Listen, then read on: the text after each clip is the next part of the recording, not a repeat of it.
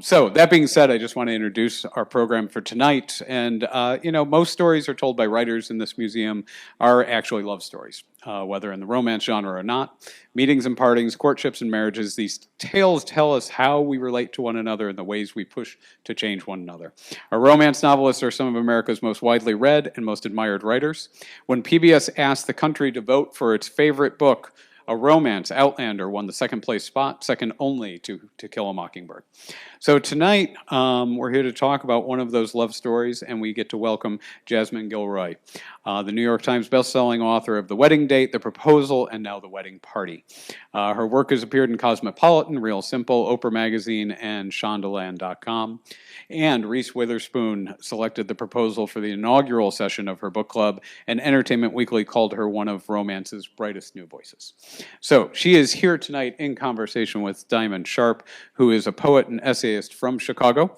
Diamond has performed at Stage 773, and her work has been heard on Chicago Public Radio and read in the New York Times Magazine, and can be read in the New York Times Magazine, New York, Vice, Pitchfork, Rookie, and many other outlets. And I want to thank you both for being here. Thank you. Everyone. Thank you.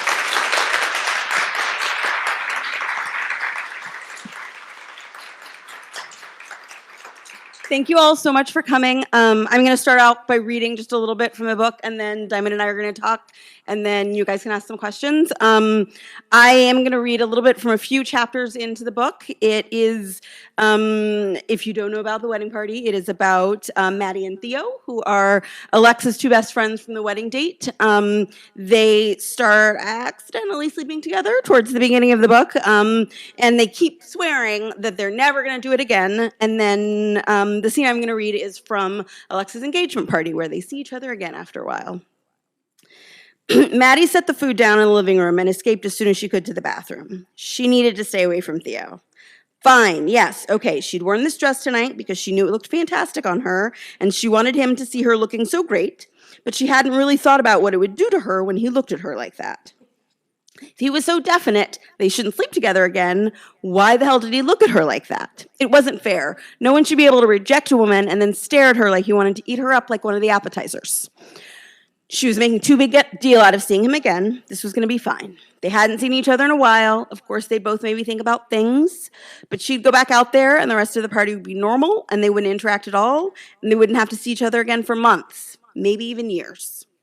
She needed another glass of champagne. That's what she needed. She checked her makeup in the mirror, washed her hands, and ventured out of the bathroom. Maddie spent the next hour eating the delicious snacks that kept coming out of the kitchen, drinking champagne, and lightly flirting with two of Drew's doctor friends. Alexa was all over the place, talking to her friends and family. It was nice to see her so happy. Maddie had been a little suspicious of Drew in the beginning. A pretty boy doctor from Los Angeles, of all places, was no one's idea of a stable guy for their best friend, but he made Alexa so happy that he'd won her over. Finally, Alexa walked up to their group with a bottle of champagne. Refill? My mom insists on doing a toast, so everyone needs some champagne now to be prepared. Maddie held out her glass for Alexa to fill. So, Alexa, have you jumped into wedding planning yet? Drew's friend Adam asked. Do we have a date? Alexa laughed and shook her head. Oh, God, no. I have a few spreadsheets other people have sent me of how they did it, but just looking at them made my eyes glaze over. All I know so far is that my sister is my maid of honor, and Maddie here and my friend Theo, you guys have met him, the guy in the glasses over there, are both in the wedding party. Work has been too crazy these past few weeks for me to think about anything else, but I'm sure it'll come. I'm relying on Maddie to help out a lot with the whole dress situation. Did she just say Theo was also in the wedding party? The same Theo? Yes, it had to be. She pointed at him. Theo's in the wedding party too? She hoped her voice didn't sound as alarmed as she felt. Oh yeah, didn't I tell you? Alexa beckoned Drew over. I asked him tonight. He's going to be a bridesman, which is a very silly sounding word, but then so many wedding related words are ridiculous. So much for that thing about not seeing him for months or more. She'd be seeing him constantly now, for like the next year. Maddie pasted a smile on her face.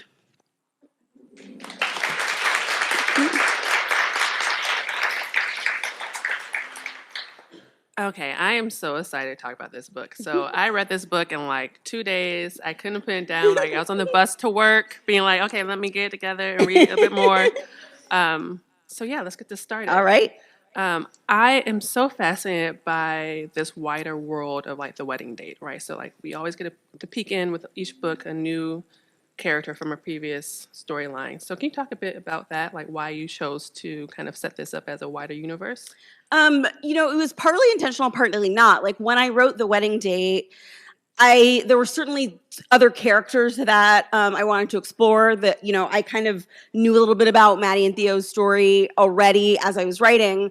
But I mean, The Wedding Date was my first book. Like when I wrote it, I didn't know it was going to come out. I wasn't sure if I was going to get to write other books set in this universe at all. And so it's just been really fun to go back and revisit people and to be able to come up with stories that I felt fit them. Like when I knew I loved Carlos in The Wedding Date, but people asked me, like people who read early versions of the manuscript, like, is Carlos going to get his own book? And at that point, I actually didn't have an idea for Carlos, and I knew I liked him, and I thought it would be fun to write something about him. But I kept sort of brainstorming things, and none of them seemed right for him.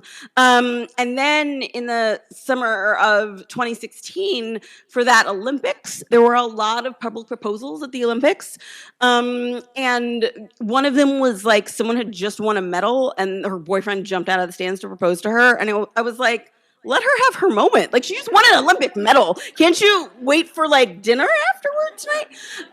And so I remember thinking, I wonder what would happen if someone said no on one of these. And then I was like, oh, that would be the person to hook up with Carlos. Like, and so, but it takes a while sometimes to think of the right story for the right character. So I'm glad I've just gotten to be able to keep writing them. So tell us about Maddie. Maddie just seems like a really interesting character. She is kind of thinking about breaking off into her own fashion thing. She has a history of she can be a bitch, but she's a reformed one. So I was kind of curious about, why her and Theo? Why those two characters for this one? So the first chapter in this book is a chapter that happens about a third of the way into The Wedding Date. It is Theo's birthday party. Alexa drags Maddie along with her. Drew happens to be at that bar, and they kind of reunite then. Well, when I wrote that chapter in The Wedding Date, that was the first time I had Maddie and Theo interact in the book, and I knew parts about each of them as I was writing, but as soon as I had them interact, I was like, these two are going to hook up later tonight. And so I knew that they were attracted to one another even though they didn't want to be. But I didn't, I think wrote like the first paragraph of this book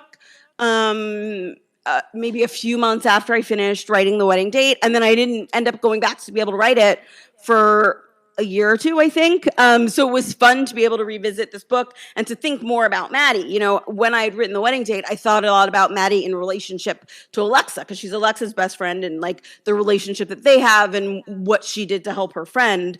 But it was fun to get to think about Maddie as a whole person on her own, and what her motivations were, why she had gotten into the fashion business in the first place, and why she cared so much about it. And so she was a really fun character to write. She was, very unlike me in some ways, and then a lot like me in other ways. And I think it was fun to be able to let her rant about things that she cared about. And sometimes, kind of when I just kind of let a character rant, a lot of that ends up getting cut from the first draft, but I keep a little bit of it in. That tells me a lot about a character, like what they care about, why they care about what they care about. And so she was really fun to explore. Well, what about Theo then? Where does he kind of fit into this? Well, so Theo is very different from Maddie, which I thought, it was exciting to be able to look at two people who were so different. Theo is very uptight. He has had kind of a career path that he has kept his feet on the whole time. He works really hard. He is pretty nerdy.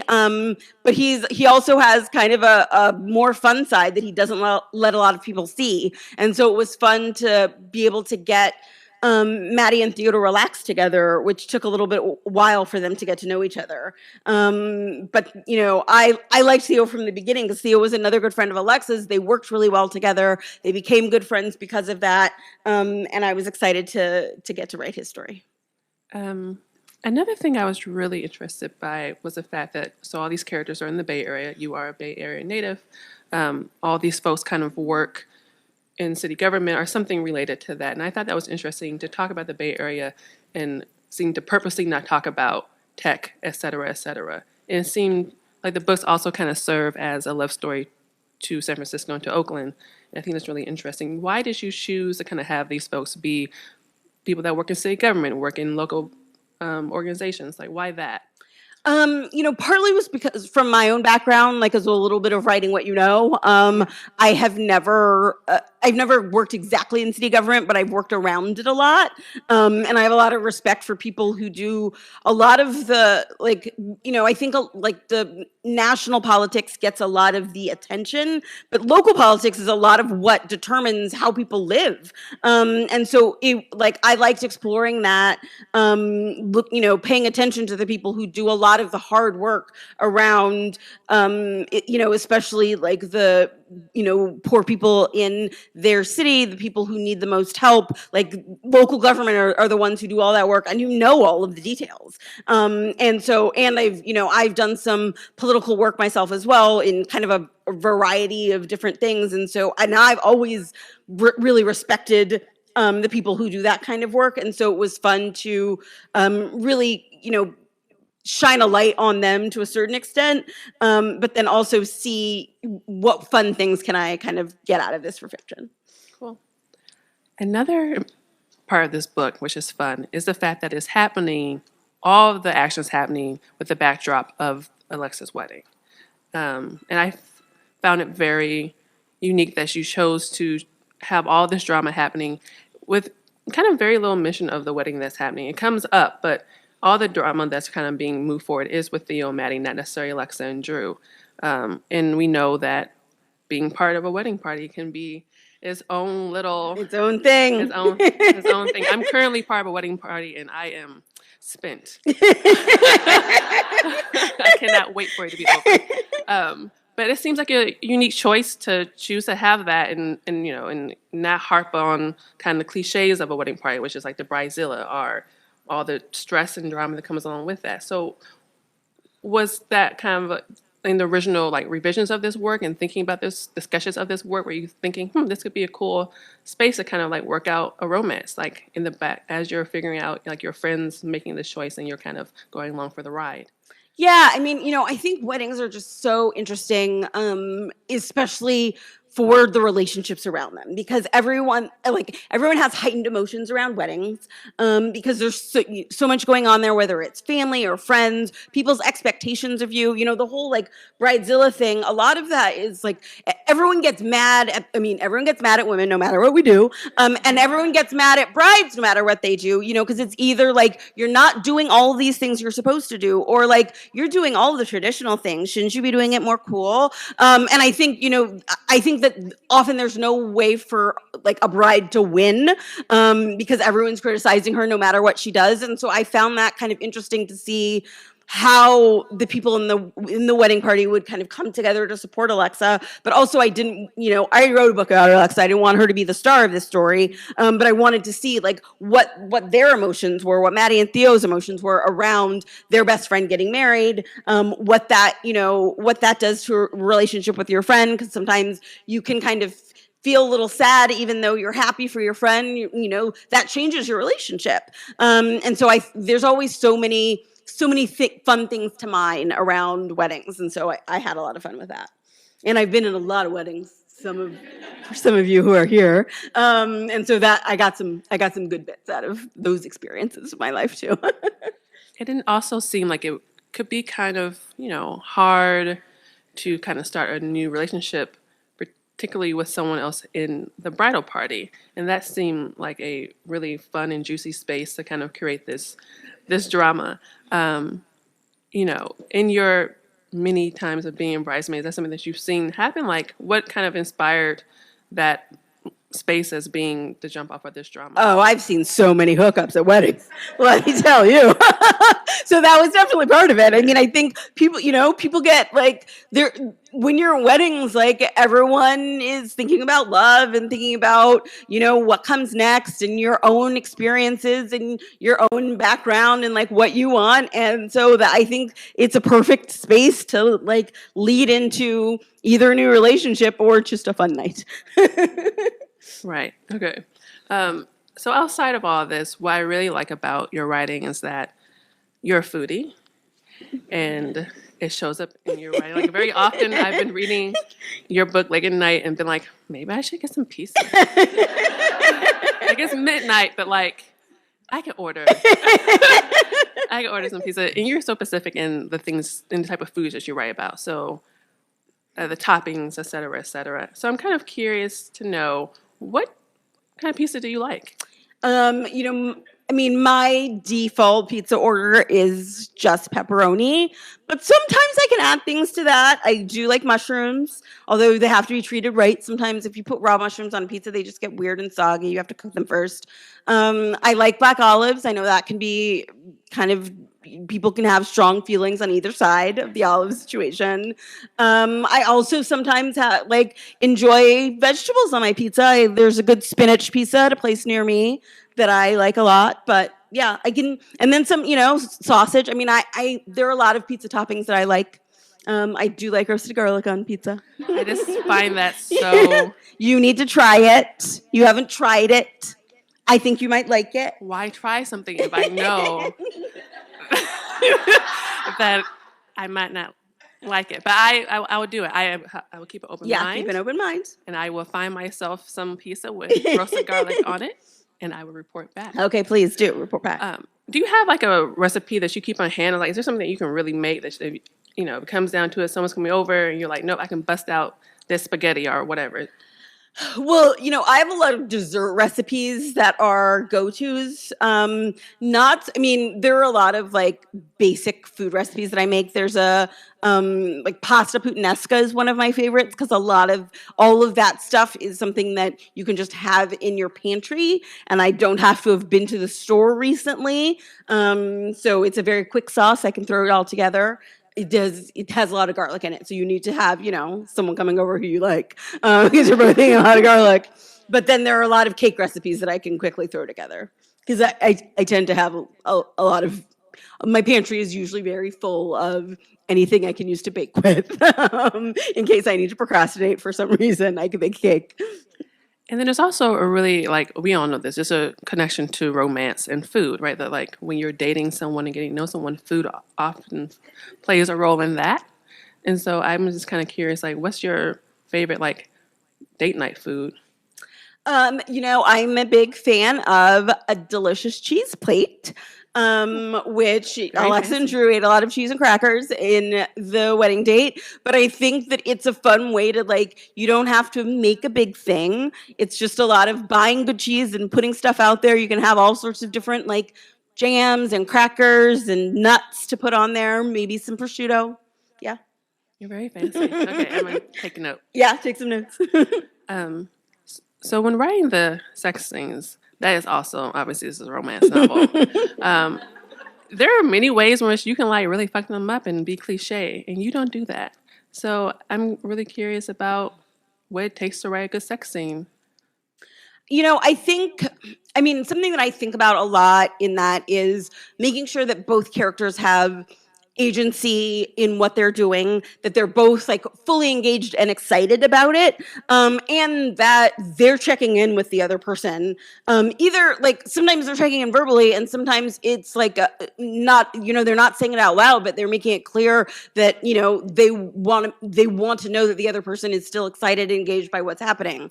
And so that's, I think, the core of writing a good sex scene is having both characters be excited and want what's going on, and make it clear to the reader that they do too. Because there are certain times when you can, especially in a book like this where you're flipping back and forth between points of view, you can write something from one person's point of view that makes it clear that if someone's pushing you up against a wall, for example, you want to write that from the point of view of the person who's getting pushed up against the wall, so you can say and I was excited about that. Do you know what I mean?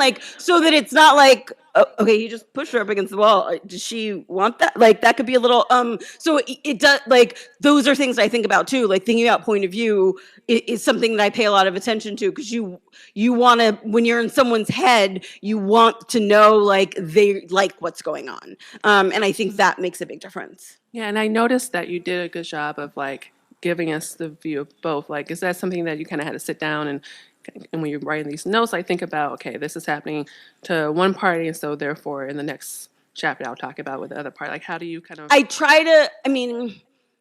don't consciously think about it, maybe not in the first draft, but I do when I'm going back and revising, I do think, if most of them have been from one side, I will flip it for some of them because I do want to kind of have that balance and to make sure you're getting to know both characters and because it is a romance novel. You want to make it clear that like these two people are falling in love, and so you want to be able to be in each person's head enough to make it clear that those emotions are there too. Right. And then I was also kind of thinking again, like, who has inspired you when you're thinking about like these romance scenes as well? Are there like any writers that you're kind of thinking about that you're keeping kind of in the back of your mind when you're writing out these scenes, and you're just kind of writing out, I guess, these plot lines at large, but also then particularly thinking about the sex scenes? Is there anyone that you're like, this person doesn't really well, and I hope to do that? There are a lot of, I read a lot of romance novels before I started, I read a lot of romance novels before I started writing one, and I think I got a lot out of a number of the people who I thought were really great at it, and then I read a lot of people who I did not think were great at it, and it made me think like, okay, this is what I don't want to do. So those are, that was really helpful. I think it's great as a writer to read books that you don't like because it makes you realize like this is the opposite of how I want to do this. And so there are a number of great romance writers who I've looked to. I think I've tried very hard not to specifically emulate anyone, but when I've seen things that I've thought like, oh, she did that well, it kind of sticks in my head a little bit. I love Tessa Dare's books. I love Courtney Milan's books. Ruby Lang, her books are wonderful. I love how she explores, both the sex scenes, but also like the ways that, people's jobs play a role in their relationships. And I think those are some of the first people that I really thought about that when I started to write. Yeah, that's interesting. Yeah, thank you. Going back to like thinking about people's jobs, again, like you did a really good job, I think, of kind of giving these people like, it felt real to me that someone's walking into City Hall that day, or someone's walking into a meeting with a stylist or with a style client and going forth with that. When you're like thinking about character development, are you kind of writing out like this person will do this and this person do that? Or does that kind of go with the flow as you're kind of taking the first few paragraphs of the novel? I tend to, so when I start writing a book, I always start with an outline, but a lot of times I diverge from it a lot as I keep writing. So sometimes I have scenes that I plan to write that as I keep writing, in the first like third of the book, I realize, oh, that character would never do that. And then I have to kind of refigure out how I'm going to work out the rest of the book, or how they're going to how a certain situation, a character is going to react to it. So I do, a lot of times my first draft is me figuring out the characters and who they are as people. And so that really affects a lot of the plot too, because, once I know a little bit more of who they are, then I know if certain things that I've planned for will even work or not. Right. And when you're kind of thinking about, again, these characters in the wider universe, do you already have a kind of sense of mind about who you might spotlight next? Well, next is Maddie's mom, who you meet in the wedding party. She in my next book, Royal Holiday, which comes out October 1st, she goes to England with Maddie. Maddie gets hired to style a member of the royal family. You can just imagine who that might be. And Maddie's mom, Vivian, goes along with her because Maddie and her mom are really close. She doesn't want to spend Christmas without her mom. And in the course of that little trip, Vivian has a little romance with the Queen's private secretary. I'm really waiting to decide to have mom get some action. Mm-hmm. I just think that's gonna be great. And the Vivian character seems really endearing, like just what you see of her in this novel. So I'm curious to see what she's like when she's out there in England living her best life. Yeah. Yes. But do you think about okay, we're doing Vivian next, you know, this other character, like they might make a, like, how do you kind of think to yourself, like, this person might make a great book by themselves? Partly it's if I have a lot of fun writing them, Okay. then I think like, oh, I could write a whole book about them. But sometimes it, like I said with Carlos, sometimes there are characters who I had a lot of fun writing, but I don't know how I would write their story yet.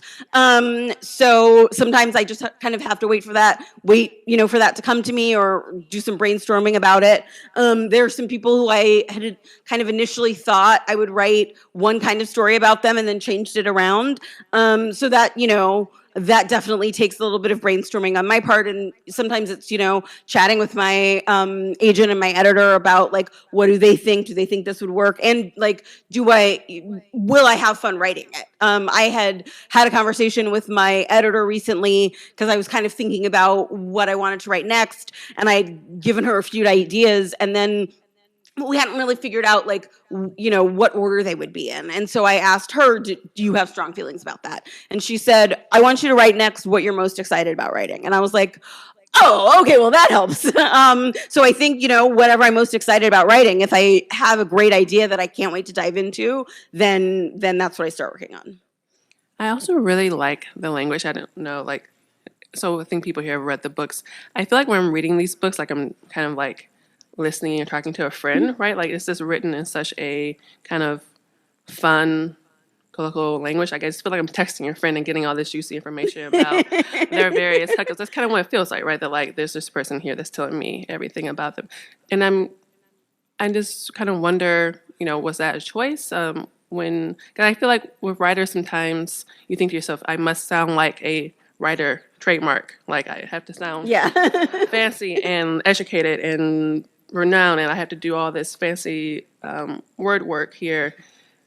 And I think it's a really good choice to kind of just write the way that is fun. Yeah, I mean, The Wedding Date was the first book that I was published, but it was not the first book I wrote. And so I think I kind of went through some of my growing pains as a writer in some of my early work that was not published, so that's good. And then I think, you start to figure out how it works best for you to write. Like I just kind of try to write with my own voice and make it seem like something that I would want to say or something that I think works best for my characters to say. And it has to come naturally to me, or else it just seems hard and stiff and weird to work on, and then I don't want to do it. And so that took a little bit of that took a little bit of work and like figuring that out. But eventually I think I got there. So in this book, what I think, sorry, I'm collecting my thoughts, but there's like a lot that happens as they kind of are entering this kind of secret relationship. And I thought that like the will they or won't they was really fun in the beginning, like because we knew that these characters supposedly hated each other's guts, right? Like that's what they were telling themselves, that's what they were telling other people, actively, regularly. We hate each other, right? But then they entered this relationship and it became, it was a secret. And I'm just wondering like why choose a secret relationship, like as opposed to like having it out in the open with their friends? Like what about the secret like kind of drives this story forward? I think it's always fun to explore the things that people keep secret from their friends, because a lot of times even your closest friends, either you're scared to tell them some things or you want them to have a certain vision of you, and you don't want them to know one thing, or you don't want, you sort of think like, I don't want to make a big deal out of this, so I'm not going to tell them until XYZ happens. If either like, I mean, I've known, sometimes I've like had friends keep pregnancies secret, relationships secret, or like just even they were applying to graduate school and were stressed about it and knew that like if they talked about it to everyone, it would make them more stressed. So they just decided to keep it a secret. And so I think sometimes that's really interesting and says something about like, you as a person, how like what are these things that are important to you that enough that you're keeping it a secret, even though you're kind of pretending that it's not important. Like that's why I'm not talking about it. It's not important at all. And so I think that that was fun for me to explore for both Maddie and Theo. And what I think is interesting with Maddie and Theo is that they, again, like the use of like texting in front of folks who they think that they're hiding it from, right? Like, yeah, can you just talk a bit more about like writing about a secret, right? Like you have to do the things like the secret texting or like you're in my home and you shouldn't be there, but if someone sees you here, they'll know that this cover will be blown. Like, and that seems like it's very fun to write, but then also like to think of all the scenarios. Like, how did you come up with all these scenarios in which their cover could be blown? Those parts were really fun to write. I think, there were a lot of things that I either like pulled little bits of from friends' lives or from my own life where, you're kind of hiding something and you think like, oh no, they're going to notice it because of this or that. And so, that stuff was all really fun to think about and write about and like kind of figure who are they trying to keep this a secret from the most? When do they start sort of forgetting that they're keeping it a secret and then have to remember again? Because I think that happens all the time. And that part was really fun. I also really liked that both of the characters they came together when talking about their mothers. And I thought that was a really important note in there to like for them to connect on both of their mothers in various ways that sacrifice for them.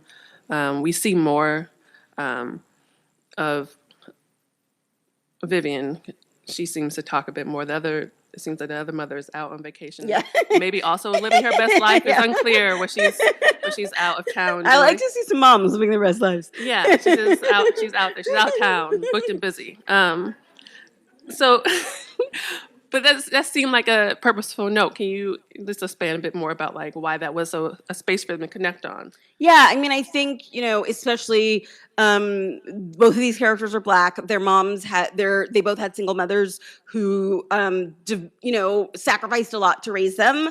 And I thought that was a really interesting way because, especially they kind of figured that out about each other early on when they still thought they really hated each other, but that was one thing that made each of them kind of think, I don't know, maybe there's more to this person than I thought. And so it was something for them to bond about, but it was also like, I think something that helped craft their characters because they both realized their mother sacrificed this much for me and also worked so hard for them, and they have tight relationships with their moms and then wanted to like be a success because of that. They wanted to make sure that they were worthy of all of the hard work of their moms. And I think that is something that played a role in both of why each of them did what they did.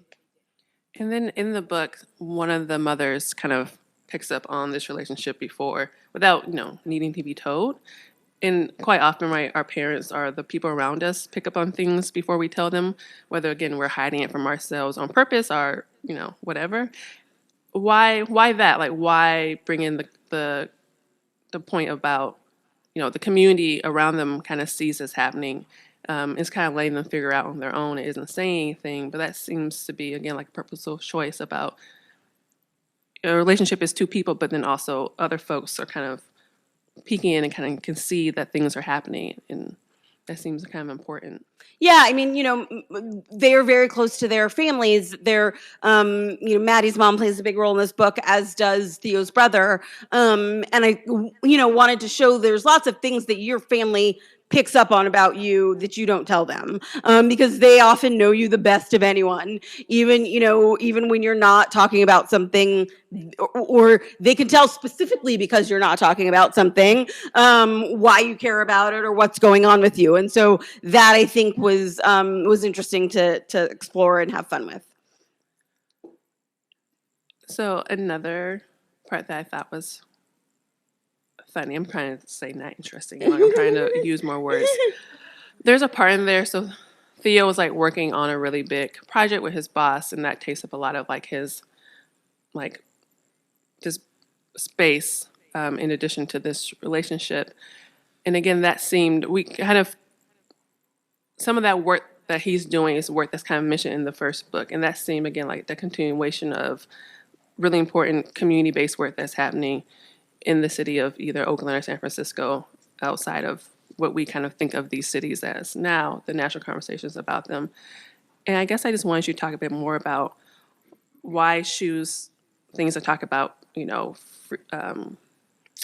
PreK are, again, things that are such a local matter. That obviously I think people can relate to, but it's like such a specific thing to write about in a backdrop of a romance novel. So why that? Yeah, I mean, I think, I knew going into this book that there was going to be something that Theo was working hard on. And that was something that I kind of thought about in thinking about who Theo was as a person, what issues would he really care about? And when I think a lot about a lot of different political issues. And so I was, kind of going through and thinking about what Theo would embrace, what he would work hard on, what he would, want, what he would be excited to work for his boss on. And so there's a whole subplot in the book about universal pre-K in California, and how Theo is working with his boss on that. And I knew that, like, especially, we were talking about Theo's relationship with his mom and his brother, and like he knew that would have been something that would have really helped his mom, and that he thinks a lot about like parents who have small children who can't afford to put them in all sorts of like different organizations or preschool or this or that, and those are things that he really cares about. And so that, like, kind of thinking through what the things that Theo would care about the most taught me a lot about who he was as a person. Right. I know that when writing a book, like you said, some things get kind of left out. You have to rearrange, or you write things about characters that are kind of for your own benefit, but like don't necessarily need to make it into a book. Is there anything about the characters or the general plot line that you kind of had to leave out, that you still think about, or that you think could be used in something else? Like, is there something? Not necessarily. I wouldn't use it in anything else, but I did when I was sort of midway through the first draft in this book. I went back and wrote the first time Maddie and Theo met, because I kind of knew that they didn't like each other. I knew it was because of something that happened when they first met, but I was like, I need to actually write that scene for myself. I knew while writing it that this would probably not end up in the book, but I knew I needed to know, to write it out, to know exactly how it was and exactly what happened. And I mean, I think it's good that it didn't end up in the book, because they both seem kind of terrible in the scene, which is why they ended up not liking each other. But it also really helped me know more about their characters and know why they both came out of that interaction like, I'm never gonna like this person. And then, and also how they got it wrong. Like, they were both in bad moods. I mean, one person said just the wrong thing, and we've all had those kind of interactions, where then, you realize, like, they both realize much later, maybe I was wrong about that person, but sometimes it takes a while. And so I wrote that for myself because I knew that I had to work through that and figure out exactly how that happened with them and who they were, and how they had grown, because that scene happens a number of years before this book happens. And so, like, how they had grown as people in between when that happened and when this book starts. Yeah, it did seem like a very deep-seated hate. Yeah. That was like as a reader, I felt like I was walking into something, almost, like, you don't have all the information, which is like really good, that just by the language you've chosen, that like there is something there that like isn't just like that one time he like said something wrong to me. It's like, no, this guy is a jerk. Yeah. And we will never ever like be friends. And I think that's just really funny that you're able to kind of imply that, again, without like having that exact scene in the book. Well, thank you. I appreciate that. Please read this book. Like those, like watching these two characters kind of like go past like, I hate you, to I think I may love you, maybe, perhaps, depending upon like who I'm talking to. It's like just a really fun ride. Outside of this, do you have any like favorite kind of scenes in the book? Like anything that you're like, when you wrote that, you were like typing on your like, yes, this is great. So there's a scene that I wrote. This book was the hardest of all of my books to write, for I think a number of reasons. This was sort of the first book that I wrote that I had a book out in the world for when I wrote the proposal. I turned that in before the wedding date came out, and so I didn't know anyone would read it. I was just writing, and then when I was writing this book, like the wedding date was already out, and I was like, oh, people are gonna read this book. Oh no! So that felt really harder to write, and so kind of midway through the book, I was kind of getting a little too in my own head about it, and I was like, you know what? I'm just going to write a scene. This is not going to end up in the book where they just like hang out in someone's backyard and drink some margaritas, just to like bring people together and have them relax. And it'll it'll make me more relaxed and kind of fall in love with these characters again. And I did. And I really liked writing the scene, and I liked it so much that I was like, I'm going to find a way to keep this in the book. So I did. but I had a lot of fun writing that scene, and that kind of made me fall in love with the book again. Are we going to see these characters again? Well, you'll definitely see Maddie again in Royal Holiday, and then beyond that, maybe. Okay. I'm rooting for them. So Thank you. I want to see how it plays out. All right, perfect. Yeah. Time for questions. I have a question kind of about the logistics of writing. You obviously had a full-time job when you started, and how long did you continue having a full-time job, and do you still have one, or are you just writing now? Or No, as of January, I don't. But I wrote my first 3 books when I was working full time. So I would usually, for most of them, I wrote at night. So there are some of you here who've known me for a while. You all know that I'm not a morning person. I know people who like get up at 5 a.m. to write. That will never be me. So I would usually come home from work, like make dinner, and then write for anywhere from like 30 minutes to 2 hours at night. I try to, when I'm working on a first draft, write every day for it. Some people say like you have to write every day to be a writer. That is not a thing I think. I write every day when I'm working on a draft because it helps keep the characters in my head the whole time. Because there's a lot of times when I'm like sort of trying to figure things out, and when I'm writing every day, even if I know that like what I wrote that day is bad and won't make it into the book, it still keeps them alive in my head and keeps the story there, so that like sometime midway through the next day, I'll be like, oh, that's it. Because it's still sort of all working there. But so I, occasionally, like when I was working on the wedding date, that I would often bring my laptop to work with me and like go to Starbucks across the street for 30 minutes or so at lunchtime, and then write at night too. But for most of them, I write at night or on the weekends, and then just kind of, I keep a writing spreadsheet to kind of track my, how many words I wrote that day, and, other little things about the writing, and then just kind of keep going. I think like a little bit of forward motion every day was the thing that got the books written. Hello. Hi. As the only guy in the room, I have a guy question and then another question. I'll give them to you both quickly. The the guy question is, of course, about sex. Mm-hmm. The Hallmark Channel broadcasts a lot of romantic movies, and they have a rule that there's no sex. And in fact, the couple that's going to get together don't even kiss until the last scene. So that's one approach. That is not my approach. And so I was going to ask if you thought there was merit to that approach, or is that just a generational thing? It's an older audience. And my other question is, you've talked about how much you love your characters, very invested in them. And I was wondering if you base them on people you know, or you make them up and they assume a life of their own. Thanks. I think there are lots. For your first question, there are lots of different ways to write romances. There are romance novels that that barely have characters hold hands, but it's still about the emotion and them falling in love. There are romance novels that go much further than mine do, and I think they're all, they can all work well depending on if they're written well, they have a good story. I think people go into romances for all sorts of different reasons, and I think it can all be great.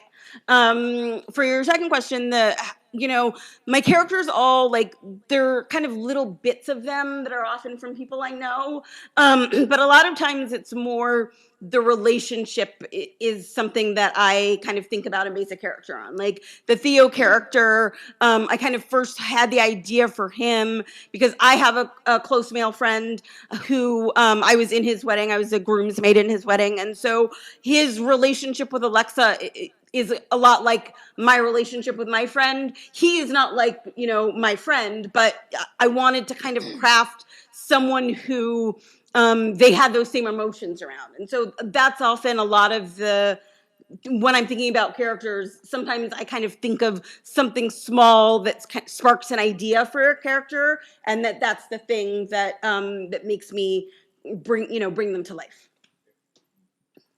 Awesome. Hello. Hello. Fellow Wellesley alum. Thank you for coming. Of course. So I've read a lot of romance novels in my time.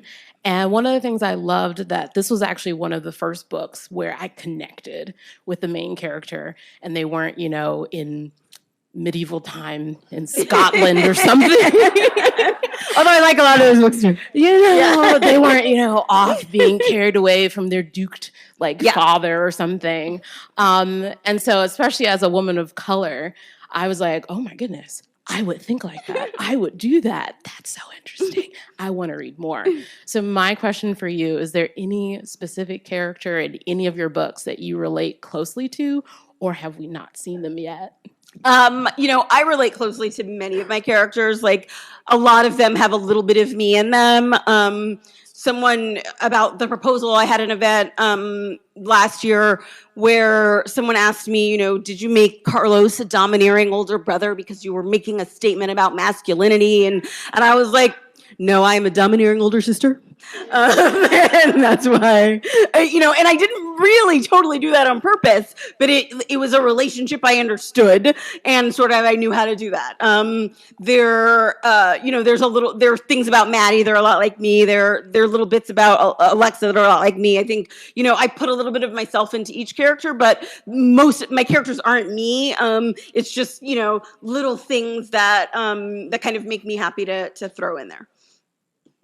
Okay, I have a question. It's two-part. Okay. One, I love that you get into your character's head, that you write that may not go in the book because you get to know them deeper point of view. Have you ever had to kill your darling because your editor said, I don't like her, and then have you resurrected her into another book or that type of? No. I mean, there are definitely scenes that I've had to cut. When in the wedding date, I have a handful of friends and fellow writers who I send my work out to, kind of when I'm at the point where I can't do anything else to it, but I know it still needs some work, so I send it out to them. So I sent the wedding date to them, and I had one friend say about one chapter, like her whole note was, do you really need this chapter? And I was like, what is she talking about? Yes, I need that chapter. It says all of the... Okay, maybe I don't actually need that chapter. But that is also a thing that has helped me, in my subsequent books, because I have running through my head as I do all my revisions, like, do I really need this chapter? And so that is, it makes me, like, when I told the story about writing that margarita scene, like, I figured out a way to make sure it was a necessary chapter to keep in the book. And so, it sort of makes you realize, like, I wanted it has to be something that moves the story forward. And so those are things that have helped me kind of, if there's a darling that I want to keep, I have to figure out a way to keep it and make it make sense. But there have been a lot of things that, scenes that I loved that I'm like, this just isn't right. It's got to go. Which gets a little easier in each book.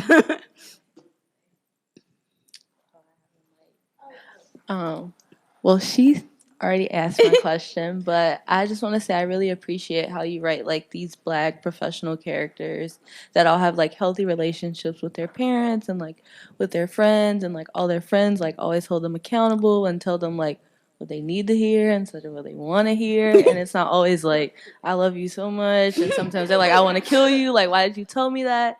And I really liked when Maddie was kind of like, I want to punch the Maddie that told Alexa to like go get Drew in her face, because like it came to slap her back in her face. So I really liked that.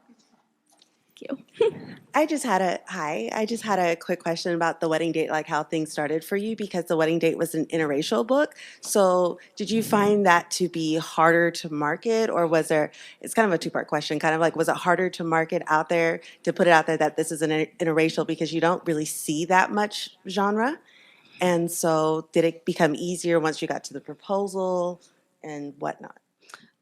So one of the things that when I had initial conversations with my editor about the cover of The Wedding Date, one of the things that was really important to me was that there was going to be a Black woman on the cover. And it ended up that there was a Black woman and a white man on the cover. I did not care as much if there was a white man on the cover, but I really cared that there was a Black woman on the cover. And so I think the cover made it relatively clear, but but still, you never know if it was a book cover actually telling you the truth about what goes in the book. And I think the marketing and publicity people at my publisher did an excellent job of marketing the book in that way and sort of making that clear, but also making it clear that that wasn't the center of the story, which is what I really didn't want to have happen. Like, I did not want them to market it as like the hot interracial romance of the summer, like that's not what I wanted. And so I was really glad that they that we did a good job in making it clear that this was a love story that was about a Black woman, and there was a white man there too, but like that wasn't the core of the story wasn't about like, the way the races interact, and like that wasn't what I wanted. Hi. Further in the back. So you mentioned a little bit earlier, you were saying like, that you're really rooting for Maddie and Theo. And that kind of made me think of like, like Disney movies and stuff where it's kind of like, and they lived happily ever after. And so I was wondering, like with Drew and Alexa and with Nicole and Carlos and a little bit with Maddie and Theo, like, do you think about sort of like where they are now? Or do you kind of like, when you finished writing the book, is it sort of like, and they lived happily ever after? Like, are they still together? Like, what are their problems? That kind of thing. I definitely do still think about them, partly just for like writing reasons, because a lot of times, in each of my books, the characters have kind of turned up again. And so I want to know, like, well, where are they now? Where might they be in a year? Where might they be in 2 years? If they got married, what kind of wedding would they have? Like all of that stuff I think about, partly, usually as I'm finishing a book, but also that keeps coming up in my head as I keep thinking about the book. Because a lot of times, I finished the bulk of the work on The Wedding Party last fall. And so I usually kind of take breaks from thinking about books, and then they come back, then I start having to think about them again. And I get excited to, revisit the characters and think about, okay, what would they be doing 6 months after the book ends, or 9 months, or 12, or things like that. So they definitely still stay alive in my head a little bit. I'm strictly here to be a hype man. Are you so excited that The Wedding Party is on the New York Times bestseller list this week?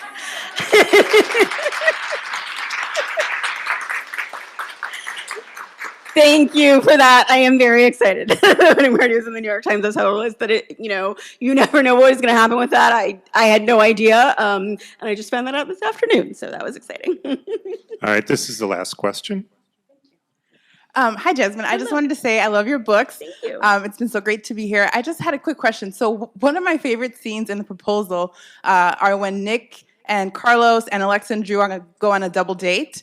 And I laughed really loudly when Alexa and Nick looked at each other and realized that neither Drew or Carlos mentioned they were both Black women. So I appreciate how you've been talking about how you don't want race to be the central point of your books, but that scene was so fascinating to me, and I was just wondering, as you were writing it, why did you make that a point to bring to the readers? here's like race is not an essential part of the book, but plays a role in all of my books, right? And so that was something I thought about partly because that is not a thing that would often occur to men to be like, oh, but we're both dating black women, like they would not have that conversation. And it was fun for me to have Alexa and Nick interact and interact in that way. And I like that you love that scene because I have heard people who are not black say like, I didn't really understand that scene. Why did they care so much that? And I'm like, I know people who understood that scene. So, and I mean, there's certain times, like, I have had interactions like that where either, you're kind of nervous about meeting someone, you don't know who it is, and you show up and you're like, oh, it's another black woman. Okay. I'm good. We're gonna be good now. Or like with Alexa at, going to the wedding where she was wondering if, there was going to be anyone else back there. Like, I have had those experiences where you go to a party and you're not sure if you're going to be the only one there. And, sometimes I'll see another black woman in the corner of the room and you'll look at each other and be like, and you may not speak at all the rest of the party, but you just know each other's there. So those are, experiences that I've had that like ring true to a lot of other black women, especially people who have spent a lot of time in like a lot of white spaces. Those are things, that I think that all of my main characters would have experienced. All right, let's give a round of applause for Jasmine. Thank you. And Diamond. Thank you.